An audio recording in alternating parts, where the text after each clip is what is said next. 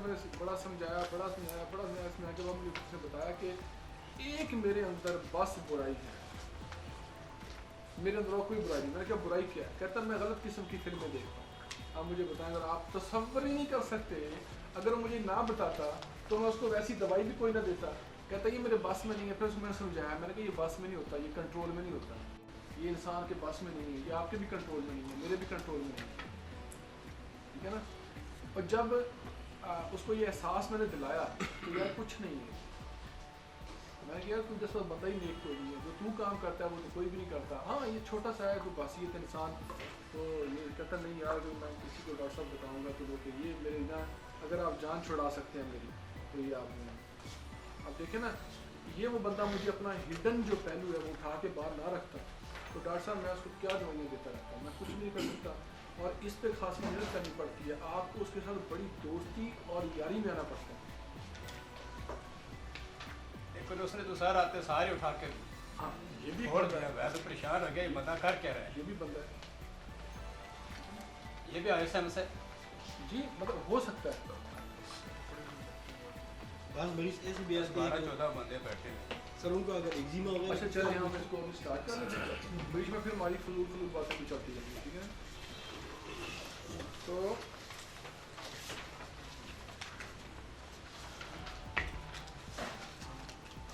اس سے پہلے جو ہے ہم نے رو 1 ڈسکس کی ہے, جو آپ بتا سکتے ہیں رو 1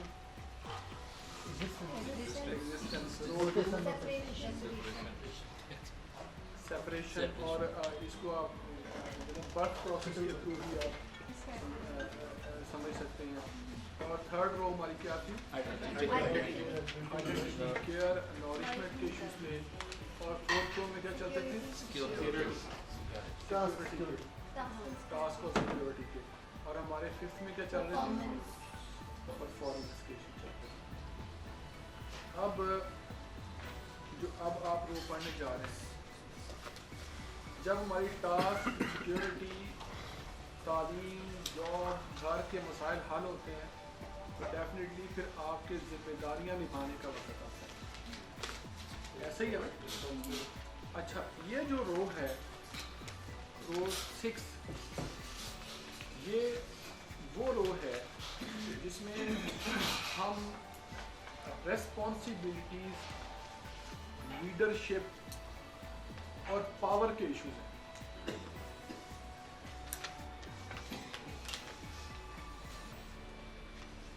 لیڈرشپ, ریسپانسبلٹی اور پاور. اور اس کے اندر جو ایلیمنٹس ہیں وہ میں نے لکھے ہوئے ہیں, آپ کو آپ وہ دیکھ بھی سکتے ہیں. سیزیم ہے, بیریم ہے, لینتھانم ہے, ایفیم ہے, tungsten, rhenium, osmium, iridium, platinum, aurum, مرکوریس, helium, plumbum, bismuth, polonium, astatine اور ریڈون. یہ وہ 18 ایلیمنٹ ہیں. تو آپ جانتے ہیں کہ ہم نے جب کیس ٹیک کرنا ہوتا ہے تو ہم نے اگر وہ پیشنٹ منرل کا ہے تو اس کا بیسک ایشو ہم نے دیکھنا ہوتا ہے کہ بیسک ایشو اس کا کس رو کا ہے. ٹھیک ہے. اچھا جو رسپانسبلٹی ہے وہ یہی نہیں ہے کہ وہ کسی دفتر میں کام کر رہا ہے. ایک خاتون جو ہوتی ہے, ہاؤس وائف جو ہوتی ہے, اس کی بھی ایک رسپانسبلٹی ہوتی ہے, اپنے گھر کو سنبھالنا, کھانا بنانا, بچوں کو ٹائم پہ اسکول بھیجنا, یہ بھی ایک رسپانسبلٹی ہے. ٹھیک ہے نا. ایسی ایشو جو ہے رسپانسبلٹی کو آپ نے ہنٹ کرنا ہے, آپ نے صرف رسپانسبلٹی کے ایشو کو پکڑنا ہے, لیڈرشپ کے ایشو کو پکڑنا ہے, آپ نے پاور کے ایشوز کو پکڑنا ہے. پھر آپ کو یہ سمجھ آتی ہے کہ میرا پیشنٹ جو ہے اس رو میں ہے. اس رو کے بارے میں تھوڑا آپ کو مزید یہ بتا دوں کہ آپ جانتے ہیں کہ جو آپ کے لیفٹ ہینڈ سائڈ پہ جو ایلیمنٹس ہیں یہ ان میں جو رسپانسبلٹی, پاور جو ہے یا لیڈرشپ کی جو کوالٹیز ہیں, ایبلٹی ہے, کیپیسٹی ہے, وہ نسبتاً نہ ہونے کے برابر ہے. और जो जो ये 10th कॉलम की तरफ बढ़ते हैं इनकी जो कैपेबिलिटी है, इनकी जो एबिलिटी है, ये बढ़ती जाती है। और मैं आपको बता दूं कि जब भी आप मिनरल का केस लेंगे, जब भी आप मिनरल का केस लेंगे, आप उसके अंदर एक चीज़ देखेंगे कि वो जो आपको बंदा बता रहा होगा, जो चीज़ वो यही बता रहा होगा कि मेरे अंदर किसी चीज़ की एबिलिटी या कैपेसिटी नहीं है या है। वो अपनी एबिलिटी और कैपेसिटी के बारे में बातें करेगा।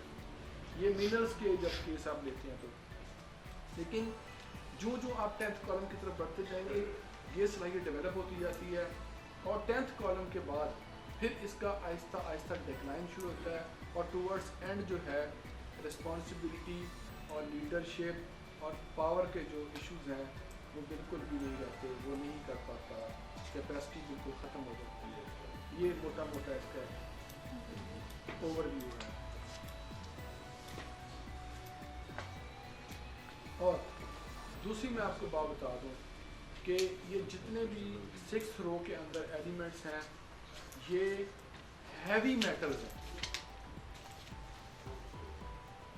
ऐसा ही है डॉक्टर साहब, इंतहाई हैवी मेटल्स हैं, ठीक है।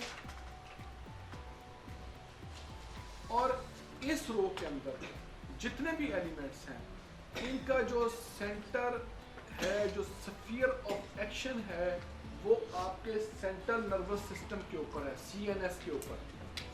ऐसे अमराज जो सेंट्रल नर्वस सिस्टम से जनरेट होते हैं, क्योंकि सेंट्रल नर्वस सिस्टम आपकी बॉडी का एक ऐसा सिस्टम है जो रिस्पॉन्सिबल है तमाम फंक्शंस के लिए, जो लीडर है तमाम बॉडी का। ऐसा ही है कि नहीं है? लीडरशिप है ना उसके पास, रिस्पॉन्सिबिलिटी है ना उसके पास। तो ये वो इश्यूज होंगे जो फिजिकली मैं आपको बताऊँ, फिजिकल लेवल के ऊपर जो आपके इसके इस 6th रो की तरफ इंडिकेट करते हैं आपको। लेकिन सिर्फ फिजिकल पॉइंट्स के ऊपर रो को सिलेक्ट नहीं किया जाता। मेंटल इश्यूज पेशेंट के आएंगे, मेंटल प्रॉब्लम आएंगे इस रो के, और फिर आपकी कंफर्मेशन ये होगी कि जो फिजिकल प्रॉब्लम है वो क्या सेंट्रल नर्वस सिस्टम के साथ उनका कहीं रिलेशन है।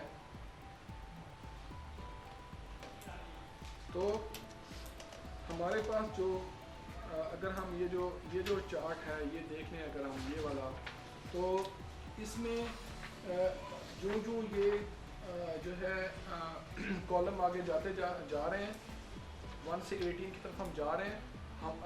हमारा जो जहाँ पर हमारे एटॉमिक नंबर चेंज हो रहे हैं, वहाँ पर हमारे जो पेशेंट है उसकी परसेप्शन तब्दील हो रही है। ऐसा ही है ना? तो मैं ये आपसे वैसे ही आपसे कह देता हूँ कि आज मेरा साथ दें थोड़ा सा, हम मिलके इनकी परसेप्शन बनाते हैं। यहाँ देखे बगैर ही बना लेते हैं कि अगर मैं कहूँ कि रिस्पॉन्सिबिलिटी का इशू है या लीडरशिप का इशू है या पावर का इशू है, तो सीजियम की परसेप्शन क्या होगी? सीजियम की परसेप्शन कामरान साहब क्या होगी? टोटली डिपेंड करता है, टोटल डिपेंडेंस है। मतलब मेरे अंदर वो क्वालिटी नहीं है, मेरे अंदर वो कैपेबिलिटी नहीं है, मैं टोटल ही डिपेंड करता हूँ, मैं कर ही कुछ नहीं सकता। मतलब यूँ समझ लें कि मेरी लेग्स ही नहीं है, ठीक है ना? तो मेरी पूरी डिपेंडेंसी जो है वो अपनी जो रिस्पॉन्सिबिलिटी के इशू हैं, लीडरशिप के, उनको निभाने के लिए मेरा किसी के ऊपर मैं डिपेंड करता हूँ, ठीक है ना? और इसी तरह से आप आगे चले जाए तो आप वेल नोन आपका एलिमेंट पड़ा हुआ है ब्राइटा, जिसके बारे में हम सारे जानते हैं, ठीक है ना?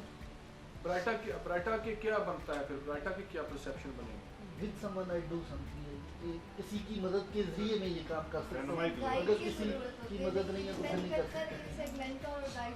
हाँ, इसको गाइड चाहिए होता है। जैसे डॉक्टर साहब ने बताया था, तो मेरे पास एक केस है, मैं वो केस आपको थोड़ा सा, अगर मुझे आप कहेंगे तो मैं